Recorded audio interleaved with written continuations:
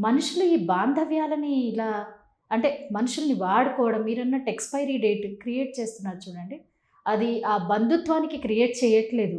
వాళ్ళకి వాళ్ళే బ్రేక్ చేసుకుంటున్నారనమాట. అంటే ఒక్కొక్క బంధుత్వాన్ని తెంచుకుంటూ, తెంచుకుంటూ చివరికి ఏ బంధము ఉండదు.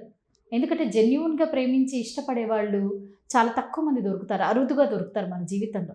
వాళ్ళని ఖచ్చితంగా మనం చాలా అపురూపంగా భద్రంగా, చూసుకోవాలి. అపురూపంగా చూసుకోవాలి. సో, ఒక స్నేహం కానీ, ప్రేమ కానీ, బంధుత్వం కానీ ఎలా ఉండాలి అంటే, ఇప్పుడు మన ఇద్దరిది ఒక బంధుత్వం ఉందనుకోండి. ఆ బంధుత్వం వల్ల మీకు ఏదైనా ఉపయోగం జరగకపోయినా చెడు జరగకూడదు. యెస్. మీకేదైనా ప్రాబ్లమ్ వచ్చింది, చెప్పకుండా తెలుసుకోవడమే కదా! మనం మనుషులం సెన్స్ చేయగలం. పోనీ అడిగారు చేయగలిగితే సహాయం చేయడం, లేకపోతే లేదు.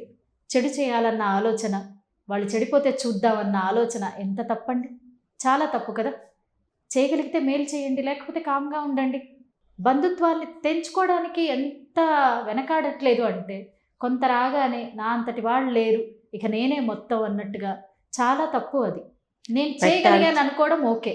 నేను మాత్రమే చేయగలను అనుకోవడం అహంభావం. అహంకారం, అహంభావం. సో, చాలా రిలేషన్స్ కట్ అయ్యేది ఈ అహంభావంతోటే. అది చాలా తప్పు. దయచేసి మీరు వస్తువులని ఏమంటారంటే ఈ మెటీరియలిస్టిక్ థింగ్స్ ఉన్నాయి. డబ్బు, హోదా, పేరు, ప్రతిష్టలు ఇవన్నీ టెంపరరీ.